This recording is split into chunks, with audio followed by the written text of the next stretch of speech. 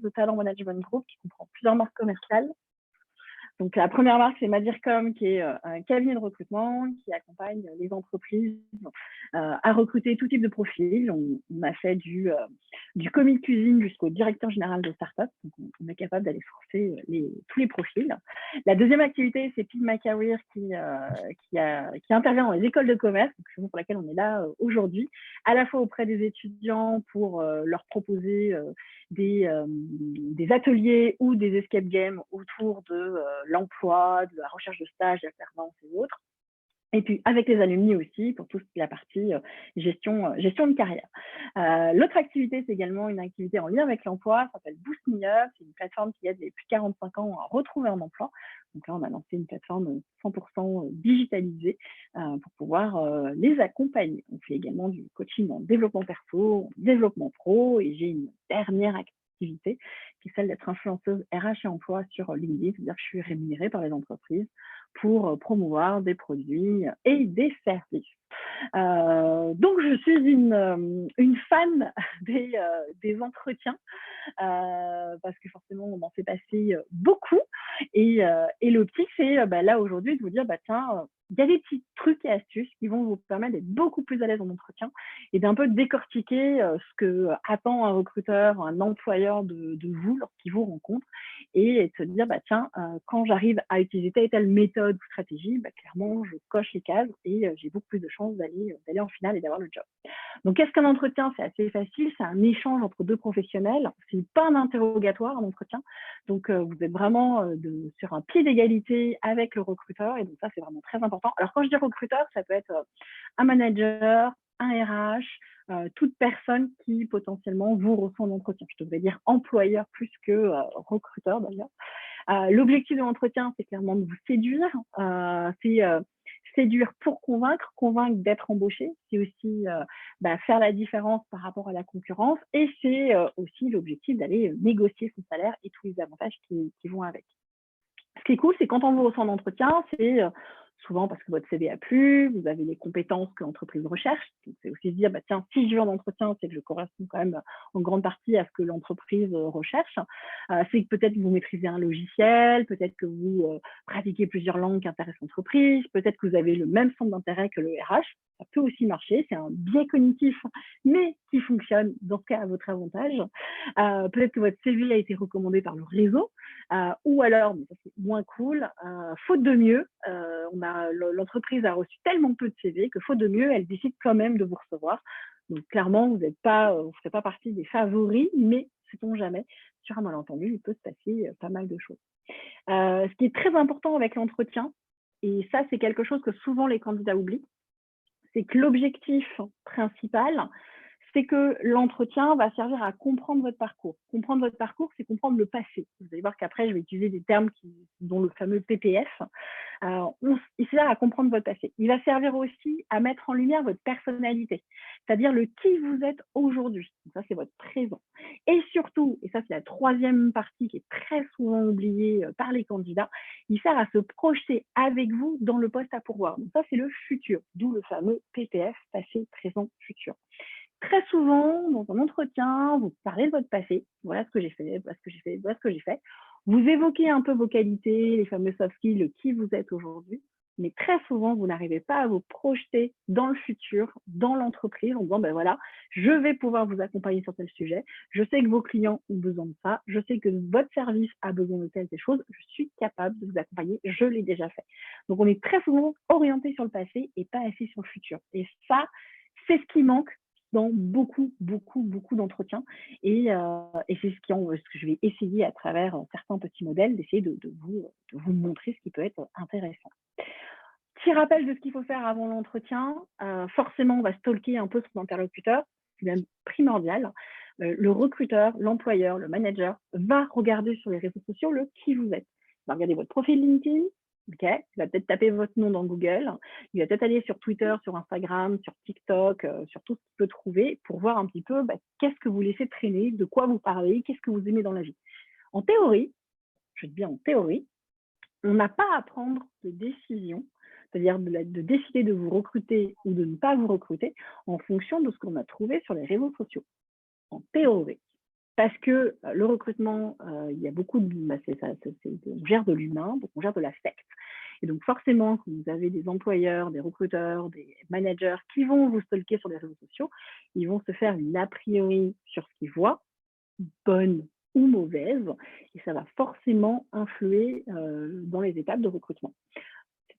C'est pareil, tous les fameux biais cognitifs. Si ça vous intéresse, on pourra faire un jour un webinaire dédié à ça, sur tous les biais cognitifs qui peuvent jouer en votre faveur ou en défaveur dans la vie tous les jours. Et ça, c'est effectivement, vous pouvez aller au tribunal si vous savez que vous n'avez pas été recruté à cause d'un élément qu'on a peut-être vu sur les réseaux sociaux. Quoi qu'il en soit, vous aussi, vous devez regarder. Vous devez essayer de vous renseigner, taper le nom et le prénom de votre interlocuteur, bien vous renseigner sur l'entreprise. Vous pouvez aussi utiliser les mêmes armes, aller voir sur Twitter ou autre, savoir si votre interlocuteur fait du sport, fait peut-être le même sport que vous, et aussi attiré par la vie associative comme vous, a peut-être travaillé dans la même entreprise que vous à une époque, a peut-être fait la même école que vous à une époque. Et bien, c'est du stalking, c'est tout à fait normal, parce qu'à un moment donné, on va jouer dessus. Si vous savez que votre employeur vient aussi de l'ECA, et ben vous aussi, vous allez avoir envie d'utiliser cet atout en disant, ben voilà, on a fait la même école, donc on partage les mêmes valeurs, on est attiré par les mêmes choses. On va essayer de jouer là-dessus. C'est un biais, mais pour le coup, il est en votre faveur. On va forcément se renseigner sur l'entreprise, c'est logique. L'idée, c'est pas simplement d'aller lire le site web. C'est bien beau le site web, c'est tout le côté joli que l'entreprise met en avant. L'idée, c'est aussi d'aller regarder un petit peu l'actualité, mais aussi l'actualité du secteur d'activité. C'est-à-dire qu'une entreprise dans un secteur, quels sont ses enjeux futurs? Quand on va être capable de comprendre les enjeux futurs de l'entreprise, on va être capable justement de se projeter beaucoup plus facilement dans le poste. Parce que l'on sait quelles sont les priorités, les exigences que va demander justement l'entreprise pour arriver à parfaire ce job. Donc ça, c'est vraiment important. On peut aller se renseigner sur Glassdoor, c'est un site assez connu qui permet aux candidats de laisser les questions, de déposer les questions qu'ils ont dans l'entretien, aux salariés de dire un petit peu combien ils sont payés, comment c'est un peu l'ambiance dans l'entreprise. Faire attention à quand même ce qui est noté, parce que très souvent sur Glassdoor, vous pouvez avoir la concurrence qui vient mettre des fausses publications, et Glassdoor ne vérifie pas la véracité des informations, c'est un petit peu dommage. Vous pouvez forcément aller faire un tour sur les alumni, c'est l'occasion idéale d'aller échanger entre vous. Parce que justement, si vous savez qu'un alumni est passé par cette entreprise ou connaît ce manager, vous allez pouvoir discuter avec cette personne pour avoir des informations et pouvoir encore mieux réussir l'entretien. Donc ça, c'est vraiment important, histoire de savoir c'est un peu quelle est la culture d'entreprise, quelle est l'ambiance, sa réputation, quelle est son actualité, ses événements, ses enjeux économiques, toujours dans l'idée de je vais être capable de me projeter dans le service par rapport aux enjeux business, je vais être capable de me projeter dans l'entreprise en termes d'évolution de carrière également, et je suis aussi capable de me projeter dans ma carrière grâce aux alumni et au réseau de l'école. Ça, c'est des choses qu'on devrait presque attendre. Un automatisme dès lors que vous avez un entretien. Pendant l'entretien, ça forcément c'est souvent la chose qui vous intéresse le plus. N'hésitez pas, hein, si vous avez des questions, à me couper au fur et à mesure. Je regarde. Que nous dit Alix, en complément du webinaire d'Amélie, je vous invite à assister également au webinaire de Stéphane Rodakamachi, je pense que c'est bien prononcé, sur la proposition de valeur en entretien. Très important aussi. Une approche différente de l'entretien que j'ai trouvé très intéressante. Et donc, vous avez le lien juste en dessous. Donc, effectivement, n'hésitez pas à aller regarder ce genre de choses. Ça peut être intéressant. Donc, pendant l'entretien, la première chose à laquelle on va faire attention, c'est la fameuse théorie des 90 premières secondes. Ça, c'est la théorie, en fait, de Stéphane Plaza, qu'on connaît certainement par ses émissions immobilières. On a tous déjà entendu cette phrase, on n'a jamais deux fois l'occasion de faire une première bonne impression. Eh bien, en fait, dans l'émission immobilière de Stéphane Plaza, l'idée, c'est que votre bien, on doit soigner, en tout cas, les premières secondes d'une visite. Et en fait, on le voit quand Stéphane Plaza rénove un bien, il met souvent le paquet sur les premières secondes, sur l'introduction, sur la présentation de la maison, sur sa devanture, sur l'entrée dès qu'on rentre dans la maison. Il faut tout de suite que ça claque. Et en fait, pourquoi? Parce que dans les 90 premières secondes, le visiteur sait s'il est séduit, sait s'il va acheter ou pas la maison. Il va se faire une première impression. Ça, c'est ce qu'on va appeler le biais d'ancrage. Oui, encore un biais. Parce que c'est la même chose dans le recrutement. Parce qu'on se dit souvent, il faut toujours se fier à sa première impression. quand quelqu'un vous dit: «Je ne sens pas ce candidat, je vais me fier, à ma première impression». En fait, c'est un peu un adage populaire, c'est de se dire que les premières impressions sont toujours les bonnes. Toujours ce qu'on a l'impression, c'est ce qu'on se dit très souvent. Alors qu'en fait, c'est une fausse croyance. Et elle se fonde sur ce biais cognitif, donc qui s'appelle le biais d'ancrage ou qui s'appelle aussi l'effet de primauté, et qui en fait, ça va consister en quoi? C'est le fait de laisser notre premier jugement porter sur une personne et ça va altérer toute notre opinion sur le sujet. Concrètement, ça veut dire quoi? On ignore toutes les informations qu'on va recevoir pendant l'entretien et par contre, on va uniquement s'appuyer, sur ce qui va confirmer notre première impression. C'est-à-dire que je démarre l'entretien avec vous, j'ai une bonne première impression. Eh bien, toutes les informations que je vais recevoir qui vont confirmer cette bonne première impression, je les garde et du coup, je confirme, j'ancre mon opinion sur le fait que je vous aime bien. Par contre, si on démarre l'entretien et que j'ai une première mauvaise impression, eh bien, toutes les informations qui viendraient me dire le contraire, mais non, ce candidat est bien, je les mets de côté.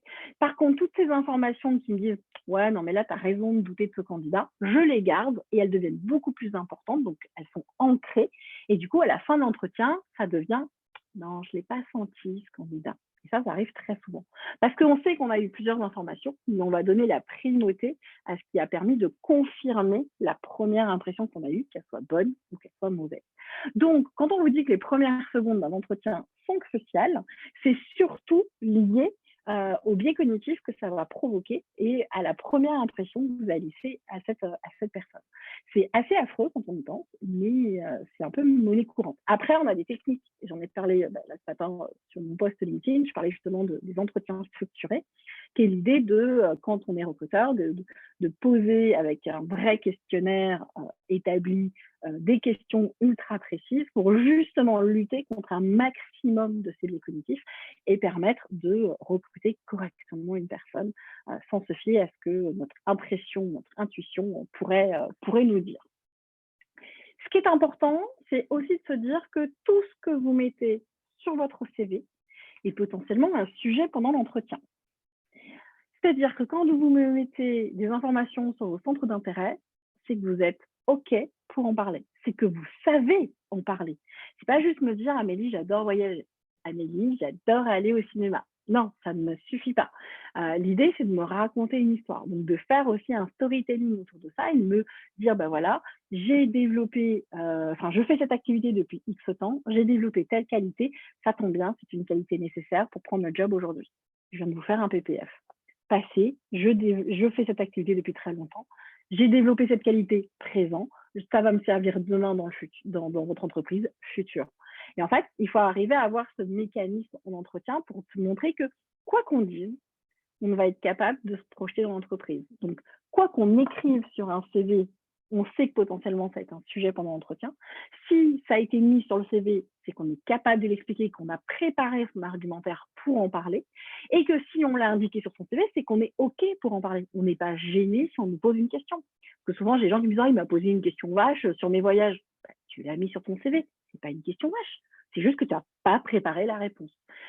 D'où aussi l'importance de réfléchir à ce qu'on met sur un CV pour éviter aussi d'autres biais ou de la discrimination. Je pense notamment à toute la partie données personnelles, mariés, 2 enfants ou autres. On s'en fiche totalement, c'est de la donnée personnelle. Les gens vont porter un jugement là-dessus. J'en parlais encore avec des RH en formation, c'était avant-hier, qui me disaient, ben oui, moi quand je travaillais dans une ESN, dès lors que je voyais un CV où c'était marqué marié, 2 enfants, alors que le job que j'avais à pourvoir nécessitait de la mobilité en région, eh bien, je n'appelais pas à la personne parce que je me disais que ça allait être galère à gérer les enfants. Du coup, je lui répondais, mais comment tu sais que c'est galère à gérer les enfants? À quel moment tu as interrogé la personne? Peut-être qu'elle sait s'organiser, qu'elle a une personne sur place qui s'en occupe, son mari travaille peut-être en télétravail, peut-être qu'elle a sa belle-mère, la nounou sur place. Enfin, on ne sait pas en fait. Peut-être que les enfants sont grands, les indiqués, mais ils sont peut-être déjà très grands et autonomes. Donc, en fait, on présuppose des choses à la place des gens. Donc ça, c'est un petit peu problématique. Donc, il n'y a pas de questions pièges en entretien. Il n'y a vraiment que des questions qu'on n'a pas préparées ou qu'on a mal préparées. Donc ça, c'est aussi important d'arriver à mettre des mots dessus à un moment donné. Autre chose qui est ultra important en entretien, Le sourire, le nombre de fois où vous ne souriez pas en entretien, c'est assez dramatique. Donc l'idée, c'est que depuis le moment où vous êtes arrivé, vous êtes reçu à l'accueil, où vous rentrez dans le bâtiment, vous devez sourire. Vous allez sourire parce que vous allez peut-être croiser vos futurs collègues, qui vont, venir peut-être aussi vous voir en disant: «Tiens, je veux voir la tête du petit nouveau, qu'on va avoir, je veux voir à quoi il ressemble». L'objectif, c'est toujours de faire une bonne impression. Si on vous voit et que vous êtes en train de faire la gueule, ça va pas fonctionner. Je vais aussi vous inviter à observer. Pourquoi? Vous allez observer le lieu pour ajuster votre regard, pour ajuster votre timbre de voix. Si vous êtes dans une salle qui est fermée avec votre interlocuteur, c'est pas la peine de hurler. Et au contraire, si vous êtes dans un open space avec d'autres tables autour de vous, et bien pensez justement à ne pas parler trop fort et à temporiser le timbre de votre voix pour que tout le monde ne profite pas de l'entretien. Ça va être aussi important. Donc, on observe. Il y a aussi la posture qui va être importante en entretien. OK, on se tient droit, c'est important. Bon, on n'est pas raide comme un piquet non plus. L'objectif, c'est aussi de se dire, on a des entretiens qui vont se faire sur une table, chaise classique. OK, on n'est pas vautré non plus sur la table. On n'est pas au bord de la chaise, mais vous avez aussi des entretiens que vous allez passer dans des canapés en mode un peu chill. Bon, on n'est pas vautré non plus sur le canapé. Souvent, ça peut être problématique si on est sur une table et une chaise haute, qu'on est en robe ou en jupe, il faut faire attention quand on grimpe.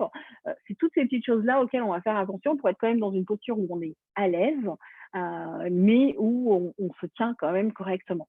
L'objectif étant de montrer qu'on sait se tenir en société. C'est ce signaux-là qu'on va regarder, enfin, ces signaux-là qu'on va regarder, même si, en théorie, on n'est pas censé vous juger par rapport à ça. Parce que ça aussi, ça peut rentrer dans des cases de plein de biais qu'on peut avoir. Donc ça aussi, il faut essayer de les éviter.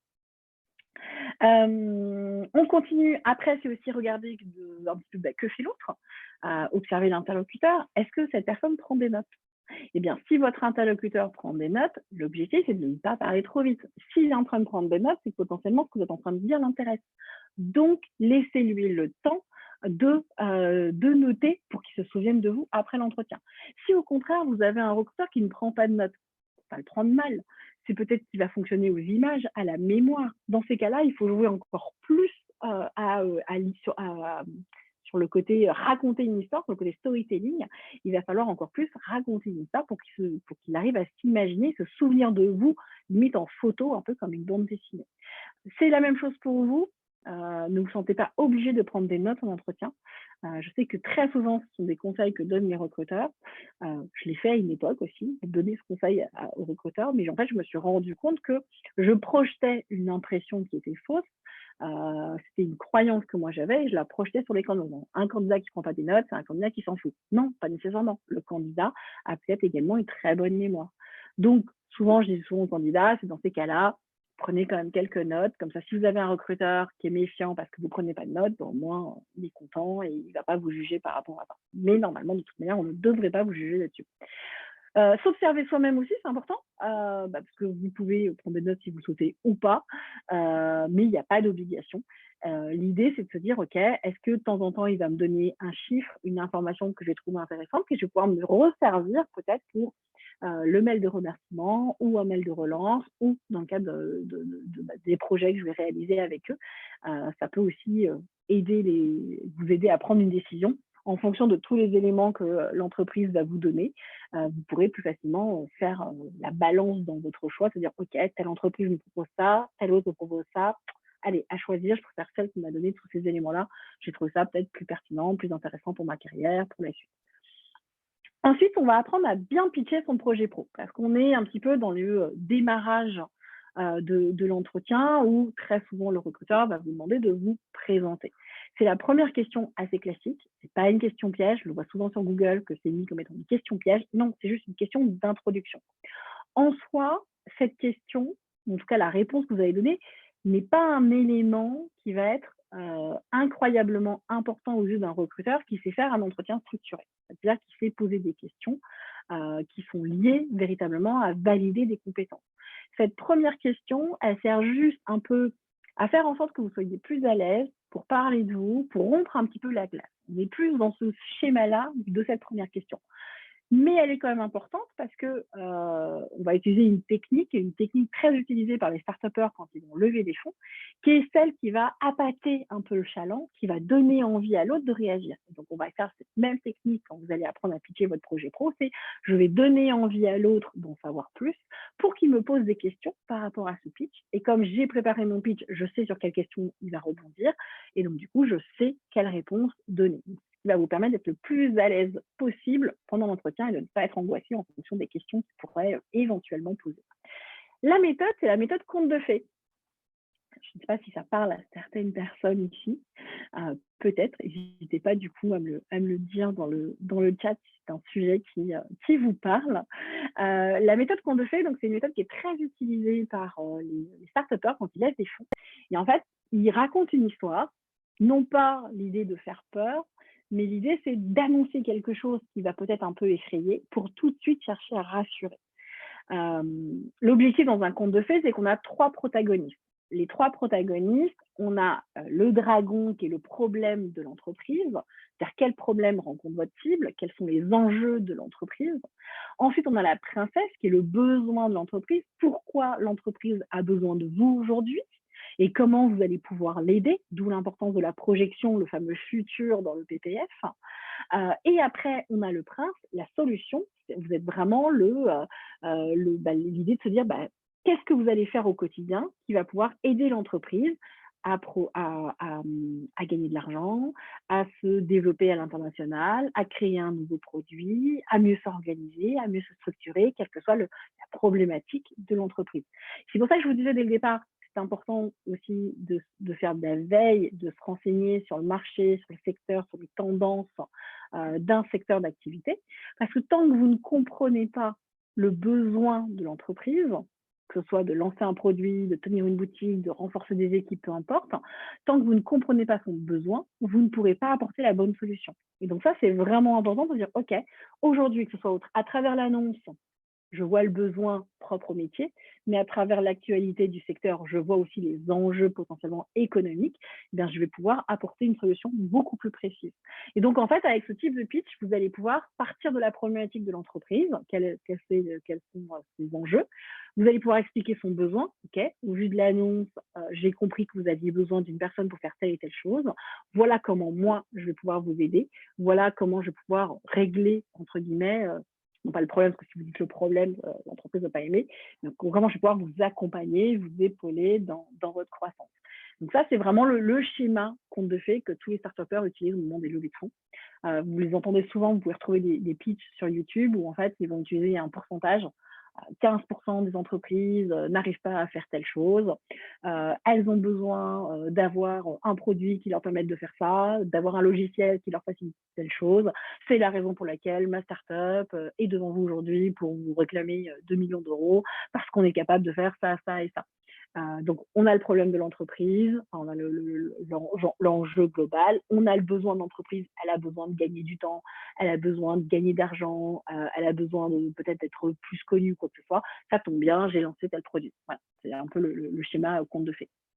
Alors, si je vous donne un exemple comme ça vite fait, Dragon, donc l'enjeu de l'entreprise, la situation que nous rencontrons ainsi que les entreprises à se digitaliser rapidement pour développer leur business. La princesse, aujourd'hui, vous avez besoin d'une personne qui puisse vous accompagner sur une stratégie digitale alliant e-commerce, e-business et marketing d'influence. J'en ai mis un comme ça au hasard. Le prince, grâce à ma formation, je vais pouvoir vous aider sur la gestion de votre projet en ligne. J'apprends très vite et mon conseil compétiteur qui me vient de mes activités sportives me pousse à obtenir rapidement de bons résultats. D'ailleurs, lors de X années d'expérience, j'ai travaillé chez un tel et j'ai obtenu tel résultat. On ne développe pas plus. L'idée, c'est un peu comme à la pêche.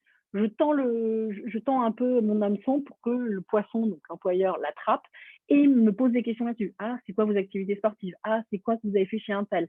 Ah, et comment vous avez fait pour obtenir tel résultat? On va du coup rentrer dans un dialogue, dans une discussion. Du coup, je sais exactement sur quoi il va m'interroger et donc je peux le préparer. Passionnée de l'univers digital, j'en connais les codes et les usages, je fais une veille grâce à des podcasts et des newsletters, donc elle peut me demander ce que j'écoute ou ce que je lis, pour comprendre les bonnes pratiques de la vente et du marketing sur le net. C'est la raison pour laquelle je suis devant vous aujourd'hui, pour vous convaincre de ma motivation et de mon envie à participer à votre développement. Je le rassure et j'ai déjà un pied dans le futur, je lui dis exactement ce que j'ai envie de faire avec lui demain. Ça, c'est typiquement un pitch conte de fées qui va justement permettre de poser votre compréhension des enjeux de l'entreprise, de poser le rappel en une ou deux lignes de ce que l'entreprise a besoin et surtout d'expliquer, vous, ce que vous allez pouvoir lui apporter. Et ça change des fameux présentation qu'on a en démarrage où en fait vous reprenez votre CV depuis la première ligne et c'est alors après un bac machin truc, j'ai fait une formation truc puis je suis passée chez un tel. Ok, on l'a lu votre CV, on le sait. Là ce qu'on veut c'est que vous nous racontiez une histoire. On est un peu sur le teaser, vous êtes je sais pas, vous êtes chez vous dans votre canapé et là il y a une pub qui arrive pour le dernier film au cinéma. Et ben c'est exactement ça qu'on veut entendre. C'est quoi la pub que vous allez nous faire pour nous donner envie d'aller plus loin avec vous dans l'entretien. Et une pub, quand ça passe pour vous faire un teaser d'un film qui sort au cinéma, bah, on vous montre les acteurs, on vous montre qu'il y a du combat ou de l'amour ou je sais pas trop quoi, et on ne vous montre pas tout de suite qu'il y a une happy end à la fin. Mais en tout cas, on montre un petit peu quelques éléments forts et importants du film pour vous donner envie d'y aller. Et ben là, c'est exactement le pitch du démarrage. Vous devez donner envie pour que l'entreprise arrive à se projeter avec vous, se dise ok, j'ai envie d'en savoir plus, je vais aller plus loin avec lui. Est-ce que ça va jusque-là? Moi je déroule. Mais voilà, n'hésitez pas, il faut qu'il n'y ait pas de questions dans le chat. Si vous avez besoin d'ouvrir le micro, n'hésitez pas non plus à le faire. Je suis là pour répondre à toutes vos questions parce que je sais que c'est quand même important. Deuxième élément qui est aussi très important, c'est la méthode STAR qui va vous aider à justifier vos envies. Alors, la méthode STAR, c'est quelque chose qui provient des entretiens structurés qui viennent du coup du Canada. On a une petite pensée pour eux après le match d'hier. Donc l'entretien structuré, comme je disais, c'est le fait de poser des questions bien précises, c'est-à-dire que l'entreprise a réfléchi aux différents incidences qui s'est passé dans son entreprise. Et puis, il s'est dit, tiens, par rapport à telle incidence, qu'est-ce qui a fait qu'on n'y est pas arrivé et qu'est-ce qu'on aurait besoin pour que la prochaine fois, ça fonctionne. Et donc, ils se disent, bah, OK, cette fois-ci, on n'a pas réussi à organiser tel événement, il nous faudrait quelqu'un qui ait telle compétence parce que clairement, c'est ce qui nous manque dans l'équipe. Et donc, on va définir que c'est cette compétence qu'on recherche dans le prochain candidat qu'on veut recruter. Et donc, à partir de là, on va définir des questions où c'est à quelle occasion vous avez fait preuve de ça, à quel moment vous avez été comme ci, vous avez fait ça. On demande à la personne de se mettre dans l'événement, de se rappeler la situation et de nous la raconter pour pouvoir nous expliquer. C'est pas juste est-ce que vous êtes organisé, non, ça ne suffit pas. C'est à quelle occasion, à quel moment, pardon, vous avez été organisé lorsque vous avez organisé un événement, lorsque vous avez fait quelque chose. Comme ça, on peut parler beaucoup plus facilement des compétences transférables parce qu'on va travailler uniquement sur justement une compétence qui vient d'un métier mais qui peut être transférée vers une autre parce que c'est cette compétence qu'on recherche. Ce n'est pas le clone qui a fait le même métier dans le même secteur, c'est une personne qui est capable de nous apporter cette compétence parce que c'est cette compétence-là qui nous manque. Donc ça, c'est ce qui va être ultra important à bien comprendre avec l'entretien structuré. Beaucoup d'entreprises ne font pas d'entretien structuré parce qu'elles ne connaissent pas ça. Ça prend un peu de temps à sensibiliser ça en France. Mais par contre, vous pouvez aider l'entreprise, c'est-à-dire que vous, dans vos réponses, vous allez faire une réponse avec la méthode STAR, qui est assez connue quand même aujourd'hui, et qui va vous permettre, vous, de structurer votre réponse et de donner des éléments factuels à l'entreprise, et ainsi de la rassurer sur les différents points de l'entretien, le fameux PPF, passé, présent, futur. J'ai fait ça, voilà les qualités que j'ai développées, et voilà comment je vais m'en servir demain dans votre entreprise. Donc, ça, on va le faire avec la méthode STAR. On va donner de la valeur autour de ça.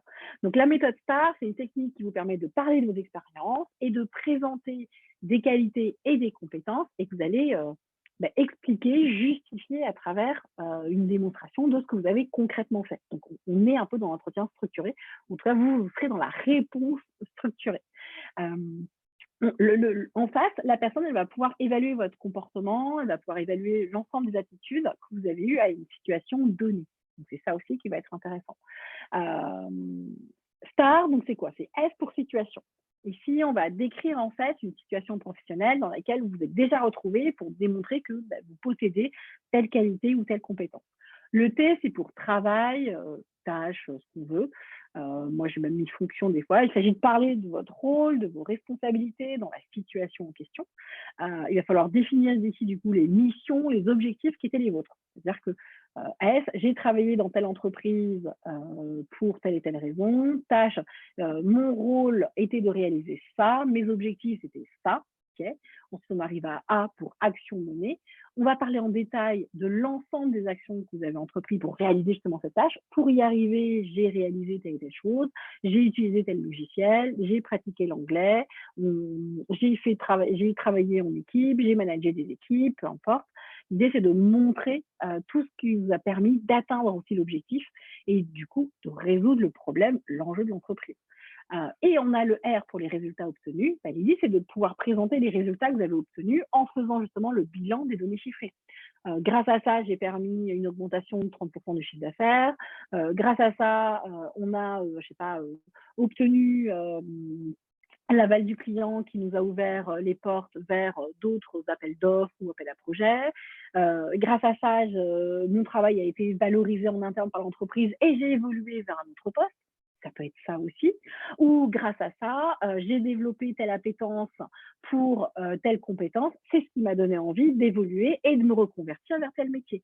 Du coup, on explique et on arrive à trouver une suite logique dans notre parcours parce qu'en arrivant à expliquer avec la méthode STAR d'où on vient, ce qu'on a fait, comment on l'a fait, pourquoi on l'a fait, les résultats qu'on a obtenus, et quand je dis résultats, ce n'est pas forcément des résultats chiffrés, et bien du coup, ça permet d'expliquer la suite du parcours. Grâce à ce résultat, voilà comment j'ai pu évoluer. Grâce à ce résultat, voilà comment j'ai fait gagner du temps ou de l'argent à l'entreprise.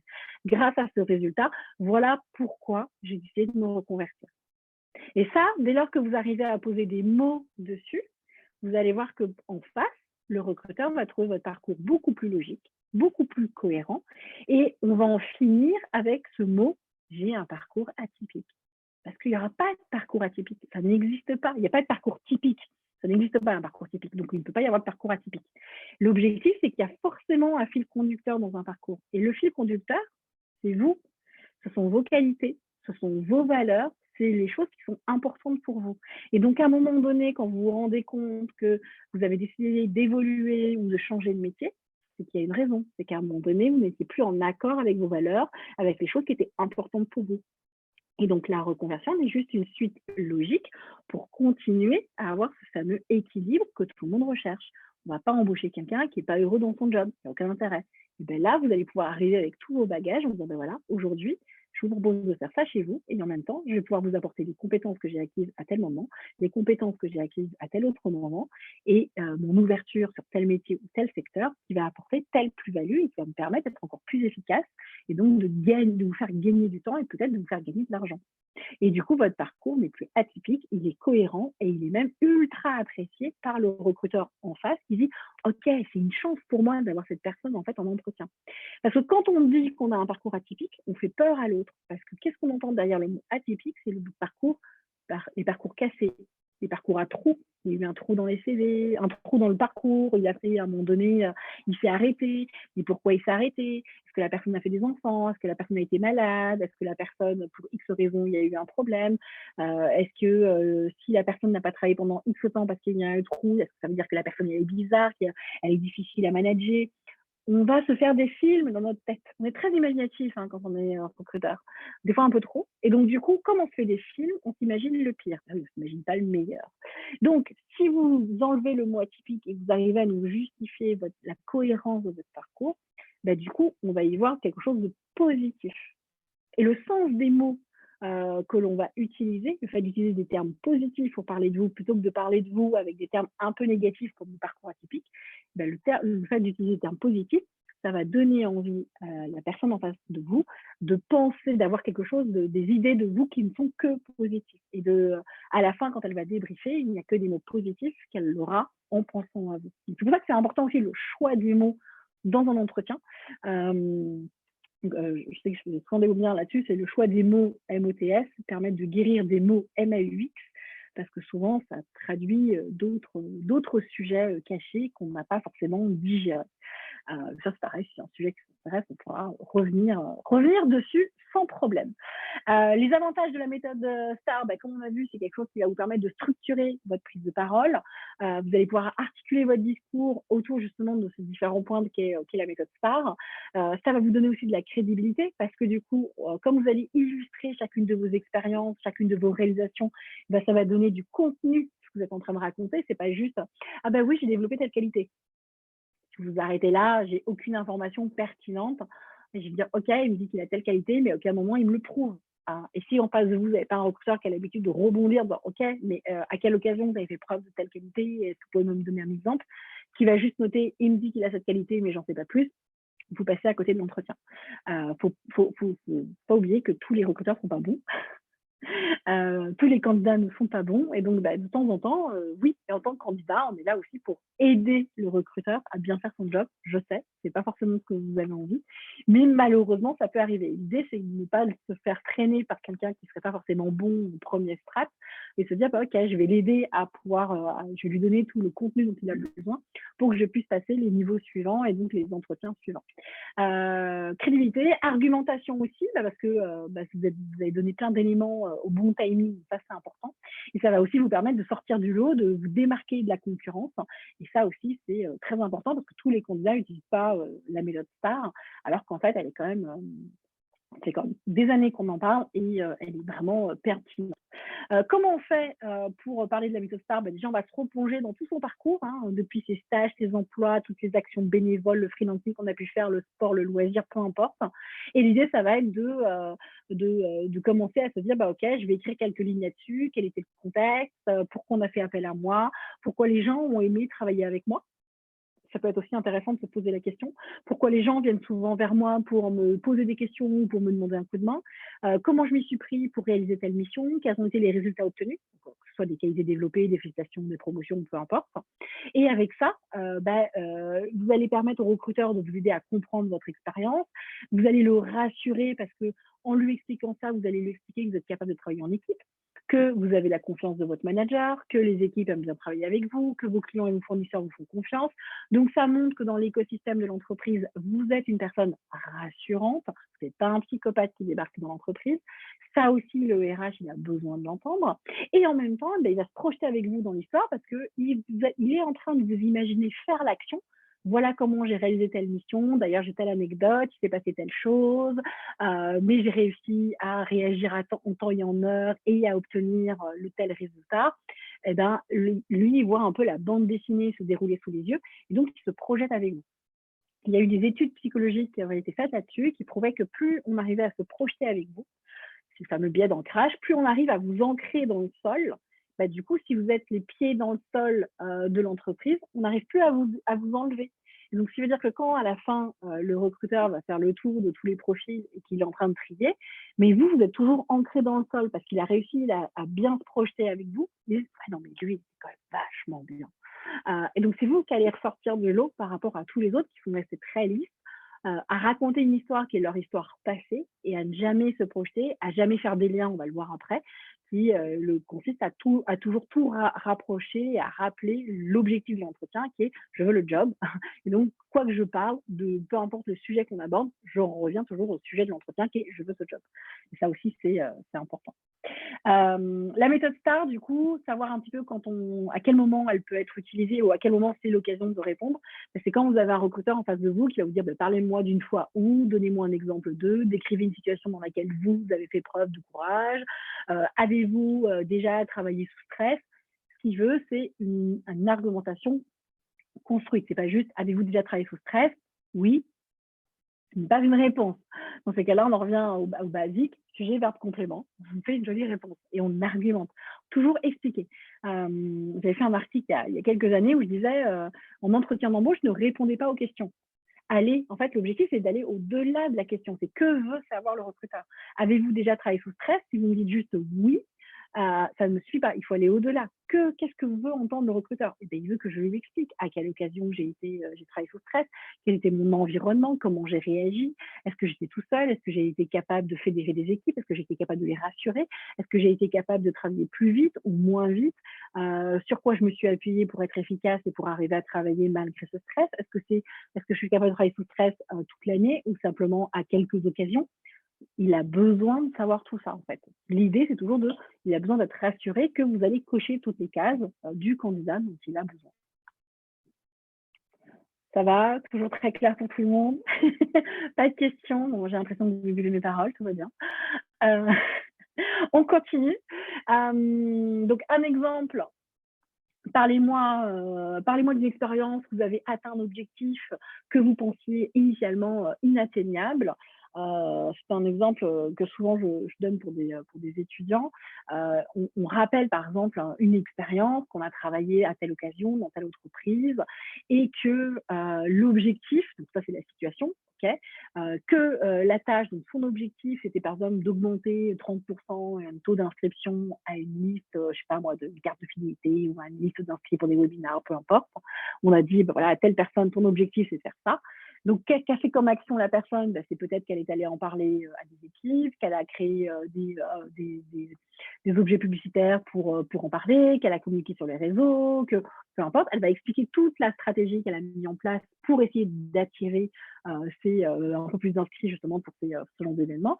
Et le résultat, c'est que grâce à tout ça, eh ben, elle a pu atteindre son chiffre, qu'elle a pu peut-être aussi trouver un canal d'acquisition qui était plus rapide et qui coûtait moins cher à l'entreprise, qu'elle a pu aussi peut-être promouvoir toute la partie employee advocacy, qui est eh ben, les salariés aussi prennent ça à bras le corps et trouvent que le sujet est intéressant, et que grâce à ça, elle a pu évoluer peut-être vers une autre fonction. Okay. À partir d'une expérience, je déroule toute ma réponse STAR, situation, travail, action, résultat, qui va me permettre de rebondir sur la suite. Parce qu'à la fin, quand vous parlez de votre résultat, grâce à ce résultat, c'est pas juste je donne mon résultat, j'ai obtenu ce résultat et grâce à ça, quelque chose d'autre s'est passé, ce qui permet d'avoir la suite typiquement de l'entretien. Je vois Agathe qui ouvre son micro. Non, et qui le coupe. C'est du coup simplement une fausse manip. Donc voilà, l'optique vraiment de la méthode STAR, ça va vous aider à structurer votre récit parce que du coup, rien n'est compliqué, il n'y a vraiment pas de questions pièges. Pas de questions pièges, juste des questions auxquelles vous n'êtes pas préparé. Si on prend le petit rappel du fameux PPF, quand on vous pose une question, c'est pour analyser votre histoire, le passé, pour mieux apprécier votre personnalité, le qui vous êtes aujourd'hui, le présent, et surtout pour se projeter avec vous dans le poste, le futur.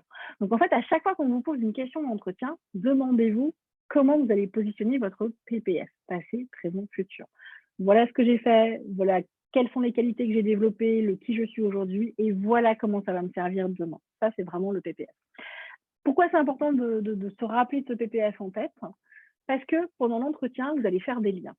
À un moment donné, vous avez souvent des centres d'intérêt qui sont mentionnés sur votre CV et on va vous demander, bah oui, je vois que vous faites du macramé depuis quelques années. Okay. Et puis, en face de vous, vous avez une autre personne qui est passionnée de macramé. Bon, bah, vous pouvez parler de macramé pendant 20 minutes, c'est passionnant, mais ce n'est pas pour autant qu'on va vous recruter pour ça. On ne va pas vous demander de faire du macramé en entreprise. Je prends pour exemple qu'un jour, j'ai eu un entretien avec une personne. Alors, c'était une simulation d'entretien qu'on faisait ensemble. Et elle était passionnée d'aviation. J'ai fait semblant d'être passionnée d'aviation et pendant 20 minutes, on n'a parlé que de ça. De comment elle avait appris, des cours qu'elle faisait. Elle faisait même des maquettes d'avions. Enfin, j'ai tourné autour du pot pendant 20 minutes et elle était ultra contente. J'ai terminé l'entretien et je lui dis alors comment se passait l'entretien. Elle me dit oh, j'ai adoré, super stimulation. En plus, j'ai pu parler de ma passion. J'ai dit ok, mais à quel moment tu as refait un lien avec la raison pour laquelle tu es en entretien? J'étais là pour avoir un job, tu n'es pas là pour me parler d'aviation pendant 20 minutes en fait. Et l'objectif du lien, c'est justement de se dire ok, peu importe le sujet qu'on aborde, à un moment donné, je vais devoir le ramener au sujet principal qui est je veux ce job. Et donc, à un moment donné, c'est OK, je parle d'aviation, Donc, c'est mon expérience. Voilà comment j'ai appris, je sais pas, à piloter un avion. Voilà comment j'ai appris à faire des maquettes d'avion, peu importe. Mais en même temps, quand on fait des maquettes d'avion, eh bien, il faut de la patience, il faut de la rigueur, il faut de la minutie. Ok, ça c'est mon présent. Ce sont les qualités que je suis en train que je développe grâce à cette expérience. Et ce sont autant de qualités qui sont indispensables demain dans l'entreprise pour justement aller développer tel projet, tel produit, ou travailler avec tel type d'équipe. Passé, présent, futur, j'intègre un PPF en faisant des liens en partant d'un centre d'intérêt. C'est-à-dire que ce que j'ai fait avant, mon activité personnelle, ça peut être des voyages. Vous avez peut-être fait un tour du monde pendant 6 mois, pendant 9 mois, peut-être que vous avez vogué sur les flots. Et bien, c'est se dire, OK, de ce voyage en bateau que j'ai fait pendant 6 à 9 mois, voilà les qualités que j'ai développées. Et voilà les qualités, et voilà en quoi ça va être utile demain dans notre entreprise. On peut en parler, on peut le valoriser parce qu'on a adoré faire ce voyage, mais à un moment donné, il faut vite revenir à la réalité qui est je viens faire cet entretien pour obtenir un job. Et donc ça, c'est vraiment important d'arriver toujours à justifier, expliquer et faire des liens entre tout ce qui fait. Et c'est le fameux fil conducteur qu'on retrouve, la fameuse suite logique qu'on va retrouver à un moment donné dans l'entretien et qui va rassurer toujours le recruteur par rapport à ça. Donc, pour faire des liens, pour vous aider, qu'est-ce qu'on a? C'est c'est ce que j'ai fait, la qualité que j'ai développée, le besoin de l'entreprise. Ce que je veux aussi rappeler, le besoin d'entreprise, c'est la fameuse projection. À un moment donné, on peut le mettre dans l'ordre qu'on veut. C'est-à-dire que je peux dire, ben voilà, aujourd'hui, vous avez besoin d'une personne qui sait organiser des événements au niveau international. Ça tombe bien. Lorsque j'étais étudiant ou après mes études, je suis partie pendant 9 mois en sac à dos faire le tour du monde. Ça m'a permis de rencontrer telle et telle personne, d'organiser telle et telle chose, de développer telle et telle qualité qui vont être du coup indispensables pour le job que vous proposez aujourd'hui. Donc, du moment que je tourne autour de ça, c'est vous recherchez ça, voilà ce que j'ai fait et la qualité que j'ai développée qui est donc en lien avec ce que vous recherchez, ou c'est j'ai fait ça, j'ai développé telle qualité, ça tombe bien, c'est ce que vous recherchez. Donc ça, c'est vraiment les éléments qui vont vous permettre de vous valoriser et de toujours de garder la main, d'être vraiment maître de l'entretien et de se dire à aucun moment je change de sujet ou je déborde sur un sujet qui pourrait être quelque chose qui me passionne, mais qui n'est pas l'objet de l'entretien. Ça va toujours? Oui, bon, c'est top. Ensuite, on a donc, si je vous prends un autre exemple, c'est quelqu'un qui vous poserait une question, qui est toujours pas structurée, parce que je pars du principe que beaucoup d'entreprises ne savent pas faire d'entretien structuré. Je recherche un collaborateur avec une expérience terrain, ce n'est pas vraiment votre cas, du coup, que pouvez-vous apporter à mon entreprise?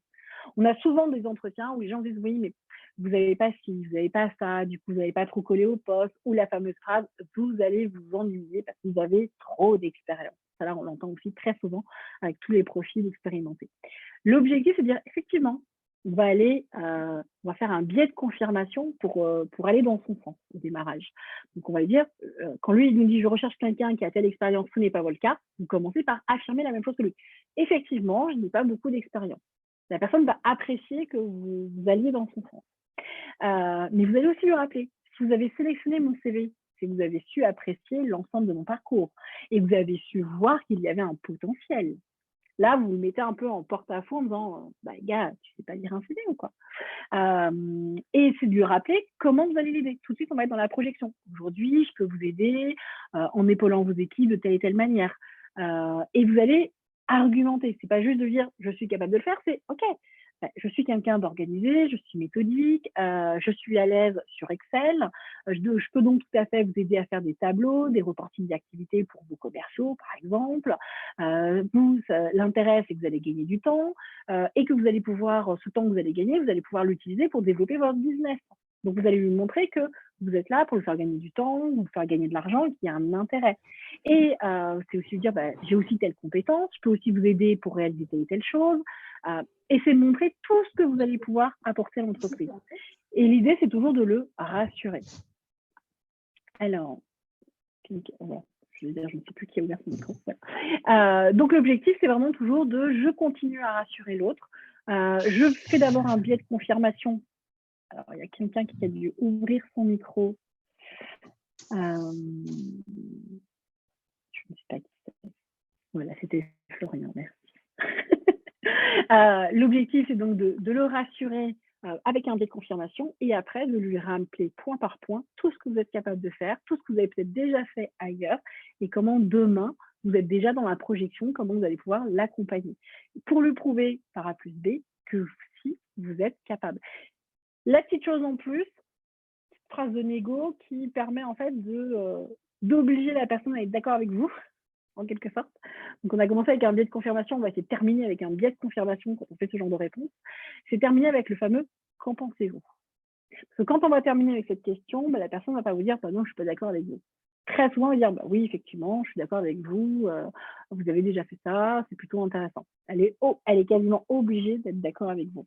Donc, l'objectif de l'entretien, c'est que votre interlocuteur, plusieurs fois, vous arriviez à utiliser ce fameux biais de confirmation pour l'amener à être d'accord avec vous. Plus vous amenez l'autre à être d'accord avec vous, plus il va avoir envie de vous recruter.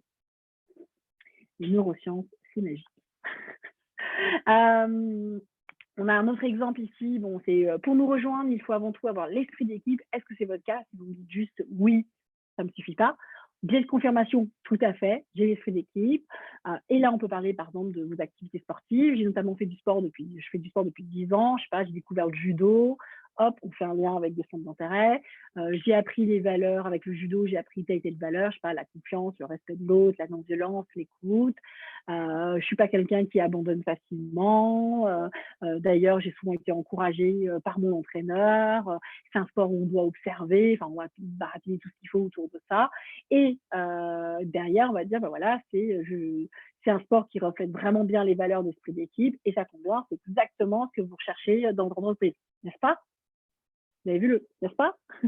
L'idée, c'est de dire, grâce à ça, j'ai développé telle valeur. C'est des valeurs que vous recherchez. J'ai ce fameux PPF. Passé, je raconte mon sport. Présent, je raconte les qualités que j'ai acquises grâce à ce sport et que j'ai aujourd'hui. Futur, c'est ce que vous recherchez. Le futur, des fois, c'est juste une phrase. Et on retermine par un biais de confirmation, n'est-ce pas? Du coup, l'autre, ah oui, bien sûr. Ce qui permet de l'emprisonner et de marquer des points de votre côté. Quelques questions types où on va retrouver facilement des réponses à des PPF, parce que ce sont souvent des questions types où vous me dites, Amélie, je ne sais pas quoi dire, j'aime pas cette question. On s'imagine que c'est une question difficile ou des questions pièges, alors que pas du tout. C'est des questions qui ne sont pas des questions questions d'entretien structuré, c'est bien dommage, mais qu'on a quand même souvent. C'est pour quelle raison devrions-nous vous recruter? Pourquoi vous plutôt qu'un autre candidat? Ça revient quand même encore assez souvent. Si je devais parler de vous à mes équipes, que devrais-je leur dire? Que pouvez-vous apporter à mon entreprise? Vous êtes 2 personnes à venir de la même école, pourquoi vous plutôt que l'autre candidat? Si j'appelle votre ancien employeur, que me dira-t-il sur vous? Quelles sont vos qualités, vos défauts? Quel est votre plus bel échec? De quoi êtes-vous le plus fier? Que faites-vous comme activité extra-professionnelle? Comment avez-vous vécu le confinement? Sur les toutes premières questions, pour quelles raisons devrions-nous vous recruter? Si j'appelais votre ancien patron, qu'est-ce qu'il me dirait? Pourquoi vous plutôt qu'un autre? En fait, cette question amène la même réponse. Donc, en fait, quelle que soit la phrase, vous allez vous rendre compte que derrière, il faut un PPF. Pour quelles raisons devrions-nous vous recruter? Passé, parce que j'ai déjà X années d'expérience, qu'aujourd'hui, votre enjeu, c'est d'avoir quelqu'un qui est capable d'avoir ça. Vous avez besoin d'une personne qui vous apporte ça. Ça tombe bien, je l'ai. Présent, j'ai développé les qualités nécessaires qui va me donner, qui va me permettre d'être en capacité de travailler avec vos équipes, de comprendre aussi, d'épauler vos clients, vos fournisseurs. Donc, je montre mon côté humain et ma personnalité, que je ne suis pas un psychopathe. Et futur, ensemble, on va pouvoir travailler sur tel et tel projet. Ensemble, on va pouvoir développer telle et telle chose. Si je devais appeler votre ancien employeur, que me dirait-il sur vous? Qu'il a adoré travailler avec moi parce que j'ai développé tel et tel projet, passé, que grâce à lui, j'ai développé telle et telle qualité, présent, futur, et que grâce à ça, je vais pouvoir travailler avec vous à la concrétisation de telle et telle chose. Passé, présent, futur. On est toujours sur le même schéma. Et en fait, dès lors qu'on arrive à comprendre la structure de la question, mais surtout ce qui se cache derrière la question, et ben on sait qu'en fait, automatiquement, on met un PPF qu'on va justifier avec une petite star. Et donc, en fait, on donne tous les arguments nécessaires pour réussir un entretien. Quel est votre plus bel échec? C'est la même chose. De quoi êtes-vous plus fier? C'est la même chose. On parle de quelque chose du passé. On explique comment on l'a valorisé ou pourquoi on en est fier et quelles qualités on va développer grâce à ça. Et on montre comment on va se servir de cette expérience demain dans l'entreprise future. Et c'est en ça qu'il n'y a pas de question piège et qu'on arrive toujours à rebondir dès lors qu'on arrive à comprendre l'intérêt de la question, c'est-à-dire que pourquoi il me pose cette question, qu'est-ce qu'il veut savoir, de comment je vais pouvoir le rassurer grâce à tout ça. En fin d'entretien, forcément, qu'est-ce qu'on fait? On a déjà, souvent en fin d'entretien, le RH ou le manager va vous demander: «Avez-vous une question?» C'est le truc assez classique. Je vois encore trop de candidats qui me disent: «Non, j'ai pas de questions». Je trouve ça dommage. L'objectif est de toujours terminer sur quelque chose qui va être positif. N'oubliez pas le fameux, biais d'ancrage du démarrage, une bonne première impression au début et on va essayer de chercher plein d'autres bonnes impressions. Donc l'objectif, c'est aussi de finir sur une bonne impression. Donc l'objectif, c'est d'avoir des questions. Bah oui. Alors, vous pouvez demander un petit peu de savoir qui sont les parties prenantes importantes au moment de la phase de recrutement, savoir en gros qui est décisionnaire de ce recrutement. Vous pouvez reposer des questions sur les priorités de l'entreprise, sur les challenges auxquels l'entreprise fait face. Ok. La culture d'entreprise, ça passe toujours. Moi, j'aime beaucoup la question qui consiste à s'intéresser à l'autre. Dire qu'à un moment donné, pendant 45 minutes, voire 1 heure et demie, vous avez votre interlocuteur, le RH, qui s'est intéressé à vous. Il vous a posé plein de questions. Eh bien, sur les 5 dernières minutes, le dernier quart d'heure, intéressez-vous à lui. Écoutez, avant de venir, je ne vous cache pas que j'ai été voir votre profil LinkedIn et que j'ai remarqué que vous travaillez dans l'entreprise depuis X années. Moi, ce que j'aimerais savoir, c'est plutôt votre retour d'expérience. Qu'est-ce qui vous a donné envie de rejoindre l'entreprise il y a X années et qu'est-ce qui fait qu'aujourd'hui, vous êtes toujours content d'y travailler? Cette question, elle est ultra intéressante parce que, vous demandez à l'autre de parler un peu de lui, donc ça va faire plaisir à son ego, ça marche toujours. N'oubliez pas qu'on traite de l'humain. Et en même temps, vous allez vraiment voir quelles sont la vraie culture de l'entreprise. Si vous sentez que la personne est mal à l'aise, c'est qu'il y a peut-être un problème dans l'entreprise. C'est qu'elle n'est peut-être pas si cool que ça, la boîte. Mais en même temps, si vous voyez que la personne a toujours les yeux qui brillent quand elle parle de sa boîte, c'est bon signe. Ça veut dire que, elle était contente à l'époque de rentrer dans la boîte et qu'elle est toujours contente de travailler. Donc a priori, l'ambiance y est bonne, la culture y est bonne et l'entreprise veille au développement des compétences de ses collaborateurs. Donc ça, c'est plutôt cool et c'est très très clairement, flatteur pour la personne, de se dire: «Ah tiens, c'est cool, il s'intéresse à moi».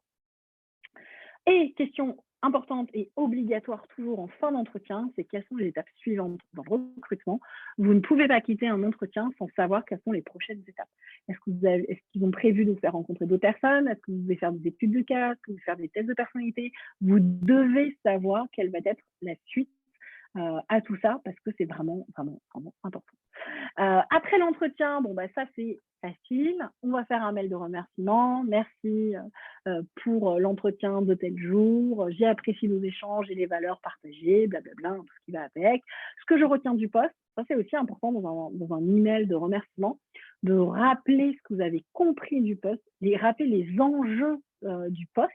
Ça va rassurer toujours le recruteur. Rappelez votre motivation toujours. On est toujours dans le fameux PPF. Forcément, on termine sur une note, et ça c'est très important, terminer sur une note qui va être positive et projective. Positive, on va éviter de mettre des phrases dans l'attente de, dans l'espoir d'une réponse positive de votre part. Ce n'est pas du tout positif. N'oubliez pas les fameux biais, vous devez embarquer l'autre avec vous. Donc, terminez toujours un email, soit un mail de candidature ou un mail de remerciement, par quelque chose de positif. Au plaisir de continuer nos échanges, au plaisir de collaborer avec vous. D'ici là, je vous souhaite une excellente journée. On est sur quelque chose de positif et projectif parce qu'on invite à la continuité dans l'entretien. C'est pas dans l'attente d'une réponse de votre part. Je reste à votre disposition si vous avez des questions. Non, ça va pas du tout. On n'est ni positif ni projectif. Quand je vois des emails où c'est marqué d'ici là, je reste à votre disposition si vous avez des questions, j'ai qu'une envie de répondre, c'est oui, normal que tu restes à ma disposition puisqu'on est en phase d'entretien, on est en phase de recrutement. Donc oui, si tu me dis en fait c'était cool l'entretien mais je reste plus à ta disposition, on va avoir un problème. Donc oui, la phrase elle est logique mais elle n'est pas intelligente. Donc l'idée c'est vraiment ok, j'ai validé, je valide l'entretien en disant voilà ce que j'ai compris du poste et ce que j'ai apprécié. Je vous remercie. J'ai très envie de continuer, en tout cas de démarrer cette collaboration avec vous. À très bientôt. OK, à très bientôt, ou d'ici là, je vous souhaite une bonne journée, peu importe. Mais l'idée, c'est d'aller de l'avant. Donc ça va être vraiment très, très important, ça peut jouer. Et puis, ben, on n'oublie pas la petite mise en relation sur LinkedIn, hein, on travaille son réseau toujours et encore. On fait en sorte que la personne se souvienne de vous parce que vous allez continuer à communiquer sur LinkedIn et donc la personne va voir vos publications, va voir que vous vous intéressez à votre métier, à votre secteur et donc va voir que vous continuez à travailler votre curiosité intellectuelle. Donc c'est important parce que plus votre nom revient dans le réseau, plus la personne va penser à vous et plus elle va penser à vous positivement, plus elle va vous trouver aussi pertinent par rapport à ça, par rapport au sujet et par rapport à l'embauche. Donc ça, c'est aussi important. Et puis, au besoin, ça peut aussi vous servir de relance à un moment donné. Quand vous allez, si la personne ne revient pas vers vous, eh bien, vous allez pouvoir la relancer, que ce soit par téléphone, par email, par LinkedIn, peu importe. Vous allez trouver un canal pour arriver à la relancer intelligemment. Et ça va être intéressant. Les relances, du coup, je vous en ai mis quelques-unes. Des idées de relance, des mails de relance après une candidature spontanée. Bonjour, Madame Trucmuche. Alors même que vous n'avez pas fait pareil d'offre d'emploi, je me suis permis de vous transmettre mon CV accompagné d'un mail de motivation. Je suis conscient que vous n'avez peut-être pas de poste vacant au sein de votre société, mais je tente ma chance. Peut-être qu'un besoin se présentera d'ici quelques semaines. Je souhaitais donc m'assurer que ma nature spontanée, vous étiez bien parvenu. Si tel est le cas et que mon projet vous intéresse, je serais ravie d'échanger au téléphone et de vous démontrer ma motivation à vous rejoindre. Je vous souhaite une excellente journée. Cordialement, c'est toujours quelque chose de positif et de projectif. Quand on a fait des réponses à annonces, on a différents âges. Je vous en ai mis 4 petits types de relance. Voilà, vivement intéressé par le poste que vous avez mentionné, que vous proposez au sein de votre entreprise. J'ai naturellement postulé. Je souhaitais tout d'abord m'assurer que ma signature vous est bien parvenue. Un CV ne pouvant révéler complètement le potentiel de la personnalité d'un candidat, et même si la conviction de correspondre au profil de votre futur collaborateur, même si j'ai la conviction, pardon, je souhaitais vous en dire davantage de vive voix lors d'un entretien. D'ici là, je vous souhaite une excellente journée. Première petite relance. Deuxième relance, votre emploi du temps est forcément très chargé. On tient compte, on parle de l'autre avant de parler de soi. Et c'est simplement lui dire, voilà, j'aimerais avoir l'occasion de vous présenter ma motivation. Prenons 15 minutes, toujours avec quelque chose de positif. D'ici là, je vous souhaite une excellente journée. Troisième petite relance, à ce mois de mai en gruyère qui ne facilite pas les échanges, on place une petite note d'humour dans la troisième relance pour que l'autre, l'objectif c'est de créer des émotions et faire en sorte que l'autre sourit quand il va lire votre relance. Plus l'autre sourit, plus vous êtes en train de l'embarquer avec vous et donc il va faire en sorte de se souvenir de vous. Si au contraire l'autre, quand il lit vos relances, il fait elles sont chiantes ces relances, bon, bah, clairement vous l'avez perdu. Donc le fait de l'humour dans une relance est toujours très apprécié. Pas tout de suite, souvent c'est plutôt la troisième relance. Vous voyez, le oui c'est encore moi, mais c'est parce que je le vaux bien. Oui, elle était facile. Si vous êtes toujours en quête d'un super collaborateur, rencontrons-nous. Elle est simple, l'idée c'est toujours de faire court, on ne redit pas ce qu'on peut apporter à la boîte parce que l'entreprise le sait déjà normalement. Quatrième relance, après une candidature à une offre d'emploi, l'adage dit pas de nouvelles, bonne nouvelle. Du coup, selon vous en êtes dans le tri des candidatures, eh ben, réponse A, je trie. Réponse B, désolé, votre CV ne convient pas. Réponse C, on adore vos relances, on aimerait bien en discuter avec vous. Réponse D, je ne suis pas le bon interlocuteur. Et comme ça, on essaye de savoir qui pourrait être la bonne personne à qui il faut écrire. Et après, selon votre réponse, je ne vous dérangerai plus. Je vous souhaite une excellente journée. C'est toujours quelque chose de positif. Ça, c'est vraiment l'idée quand on fait des relances après avoir candidaté. C'est pas forcément la relance après un entretien, mais on peut s'en servir un petit peu. N'hésitez pas d'ailleurs à aller sur je vais vous mettre d'aller sur Lemlist ou HubSpot. Ils ont des blogs. Alors c'est normalement pour les commerciaux, mais en fait ils ont des blogs qui mettent des scénarios de messages qui sont très très bien faits. Donc vraiment, n'hésitez pas à aller regarder un peu leur blog et les scénarios commerciaux pour vous en inspirer pour faire les relances auprès des entreprises. Dernière petite chose que j'ai envie de vous partager, c'est un peu le rappel de ce qu'on vient de voir ensemble. L'employeur veut comprendre votre parcours, donc le passé, découvrir votre personnalité, donc le présent, le qui vous êtes aujourd'hui, quelles sont les qualités que vous avez développées, et surtout se projeter avec vous dans le futur, donc grâce notamment à la méthode STAR, où vous allez pouvoir donner des réponses structurées, vous allez pouvoir argumenter et mettre en exemple l'ensemble de votre expérience. Pensez toujours à expliquer. Peu importe la question qu'on vous pose, si vous pensez qu'il faut juste répondre par oui ou par non, c'est une erreur. Il faut toujours expliquer et justifier. Aidez-le avec un bon pitch bien construit dès le départ et orienté vers les besoins de l'entreprise.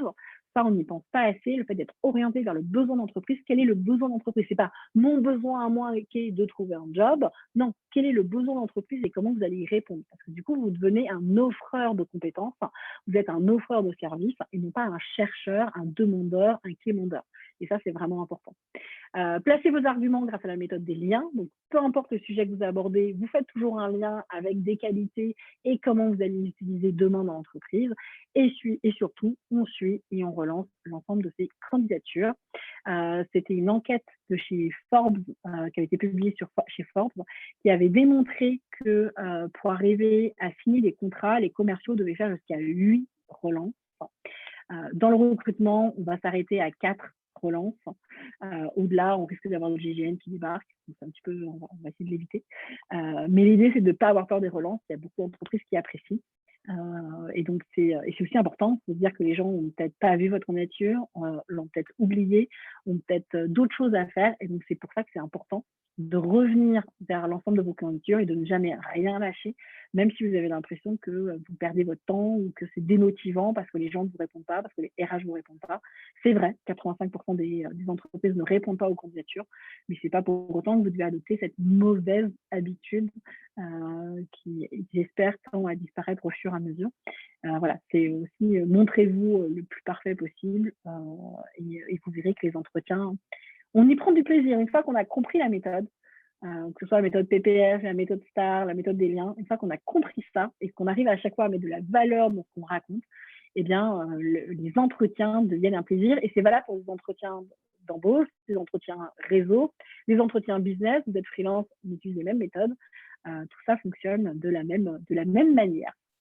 Voilà pour moi, tout ce que j'ai pu vous partager aujourd'hui. N'hésitez pas, si vous avez des questions, je reste à votre disposition. C'est vrai que j'ai déroulé peut-être un peu vite pour vous, mais voilà. N'hésitez pas si vous avez des questions, que ce soit avec le micro ou par le chat. Merci Sophie. Oui, qu'elle teste. Moi, toujours du test. C'est des sujets que j'adore en plus, donc je pourrais vous en parler pendant des heures. Je sais qu'à un moment donné, vous allez tous mourir de faim. Si ça vous a plu, n'hésitez pas à laisser un commentaire effectivement dans le chat que vous êtes tous en train de le faire. Comme le disent certains, effectivement Laurent, à bientôt sur les réseaux. Merci Agnès. Merci Agathe, merci à tous. Pour le coup, passez tous une excellente journée. Alors, je vois une question de Claire, pardon. Une lettre de motivation peut-elle finalement ressembler au pitch? Oui et non, je vais faire une réponse de Normand, Claire. Oui, une lettre de motivation peut ressembler à un pitch dès lors que la lettre de motivation est bien écrite. Et malheureusement, aujourd'hui en France, on a encore des lettres de motivation qui sont un peu écrites à l'ancienne. Issu d'une formation truc muche, motivé et dynamique, j'aimerais rejoindre votre entreprise. Bon, voilà, c'est pas très pertinent. Donc, en fait, c'est pour ça que je dis souvent, il faut marketer votre offre de service et qu'il faut marketer votre pitch, votre lettre de motivation, votre mail de motivation pour vraiment attirer l'intérêt de l'autre. Donc, n'hésitez pas à lire ou à écouter des podcasts sur le storytelling, sur le copywriting. Vous allez comprendre qu'il y a forcément il y a plein de termes marketing que vous allez pouvoir utiliser, enfin, en tout cas des techniques marketing que vous allez pouvoir utiliser pour arriver à mieux vous vendre, parce que oui, il faut apprendre à se vendre pour avoir un job. Et donc, si votre mail de motivation est vendeur, oui, votre pitch peut ressembler à ça. Merci à tous. J'ai une question, pardon. Quels sont vos conseils pour différencier son mail de motivation de sa lettre de motivation pour pas que ce soit redondant? Alors, de base, ce qu'il faut savoir, c'est que la plupart des RH, quand dans les offres d'emploi, ils vous écrivent qu'il faut envoyer un CV, une lettre de motivation, ce qu'ils veulent en fait, c'est un mail de motivation. Donc en soi, la lettre en pièce jointe, comme on la faisait à une époque, elle n'est pas utile. Par contre, c'est uniquement un mail que vous allez rédiger. Ça va être un mail qui va être court, qui va être pareil, positif, projectif, qui va faire peut-être 10 lignes, grand max, et qui va tout de suite expliquer quel est l'enjeu. Ça va être la même chose, le conte de fées, quel est l'enjeu de l'entreprise, qu'est-ce que vous pouvez apporter, comment vous allez vous y prendre. Mais ça, c'est du coup en 10 lignes max. Donc, c'est pour ça que les 3/4 du temps, on n'a pas besoin de lettre de motivation. Un mail de motivation suffit largement. Ok, et du coup, ce serait un mail court ou la même longueur qu'une lettre de motivation? Oui, non, un mail court. Quand on reçoit un email, on n'a pas envie d'y passer 3 plombes à le lire. Il faut que tout de suite, on soit attiré par son contenu. Et donc, c'est se poser la question, quand vous êtes sur vos emails perso, qu'est-ce qui fait que vous ouvrez un email? Qu'est-ce qui fait que vous vous mettez à lire une newsletter ou à lire une publicité? Qu'est-ce qui vous a attiré en premier? Et bien, se dire qu'en RH, en recrutement, c'est exactement la même chose. Si vous savez utiliser certains termes pour capter l'attention de votre interlocuteur, ce sera beaucoup plus facile. Et donc, un texte qui va être court, qui va faire 10 lignes grand max, qui invite à la rencontre et qui déballe pas tout ce qu'il y a sur votre CV. Donc ça va être important. On est vraiment sur quel est le besoin de l'entreprise, quels sont ses enjeux et comment vous comptez y répondre.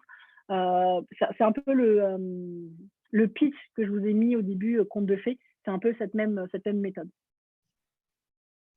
Ok, merci. De rien. J'ai une question. Ouais, j'ai une réponse. En fait, j'ai envoyé une candidature spontanée à une entreprise, suite à laquelle j'ai réussi à avoir un entretien. Suite à l'entretien, j'ai eu un second entretien pour un poste précis avec le responsable justement actuel du poste qui part à la retraite bientôt. Et du coup, c'est pour faire son remplacement. Et bon, le processus est assez long, mais on n'a toujours pas évoqué le sujet de la rémunération. Et je voulais savoir comment aborder ce sujet quand l'entreprise n'en parle pas forcément tout de suite.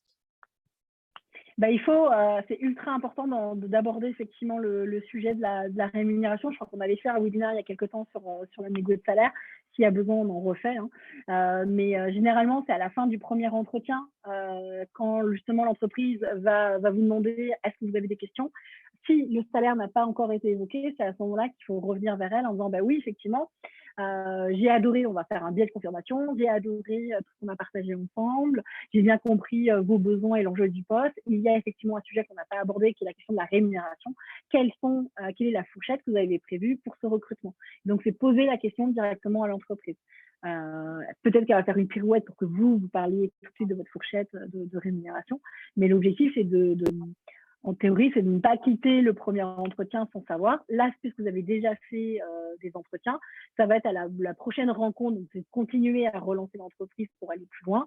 Et c'est leur demander ensuite, pendant cet entretien, la fourchette qu'ils ont prévue pour ce recrutement, quelle est la rémunération envisagée, quelles sont les primes envisagées, quelle est l'évolution aussi de cette rémunération qui est envisagée, histoire que tout le monde démarre heureux de cette collaboration. Donc, il ne faut pas avoir peur de parler. Je sais qu'en France, c'est souvent compliqué, mais il ne faut vraiment pas avoir peur de parler argent en entretien. Okay, c'est le nerf de la guerre. Oui, parce que j'en avais parlé au premier entretien, j'avais justement donné la fourchette de prix. Après, ils m'ont réorienté sur un second entretien avec le responsable. Mais avec le responsable, je ne sais pas si c'était la bonne personne pour en parler, en fait. Donc, comme ce n'était pas quelqu'un des ressources humaines, je n'ai pas osé en parler. Oui, mais vous auriez pu. Alors, ce qui est intéressant, c'est que vous en avez parlé en fin du premier entretien. Quand on évoque sa rémunération, c'est toujours intéressant de terminer par la petite question « Qu'en pensez-vous » Parce que quand on donne simplement sa fourchette, on est un peu sur une réponse fermée qui n'invite pas l'autre à réagir. Et comme ça, du coup, on ne sait pas si on est dans les prix ou si on est trop cher ou pas assez cher. Quand on annonce sa rémunération et qu'on demande qu'en pensez-vous, on invite l'autre à réagir et il va nous dire si oui, effectivement, c'est dans les prix, dans les grilles qu'ils avaient envisagées.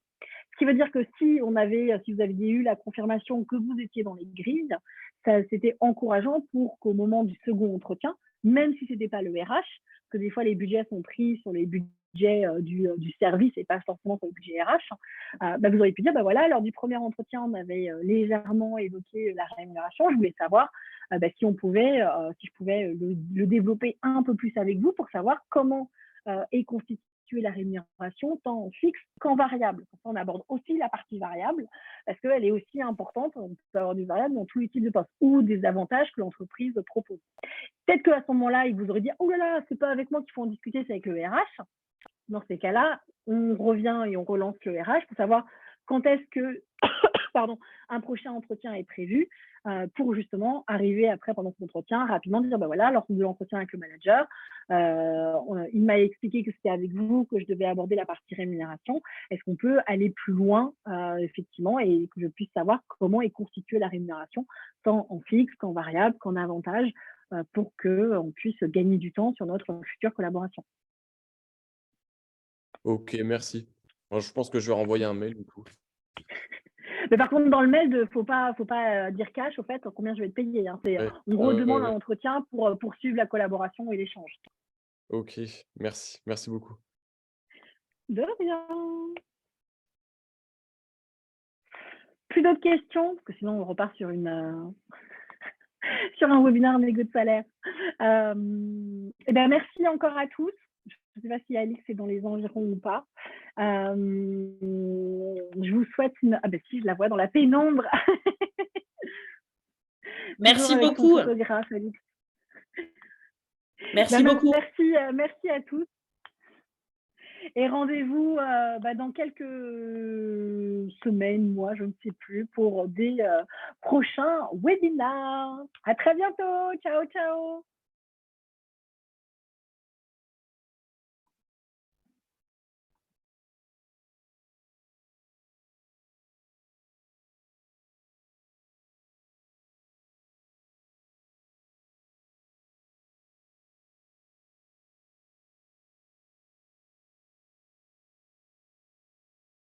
Une vraie présence. Amélie, vous m'entendez? Moi, j'aime beaucoup. Voilà. Et ça va aussi. Ça va être un peu en arrière. 49, 50.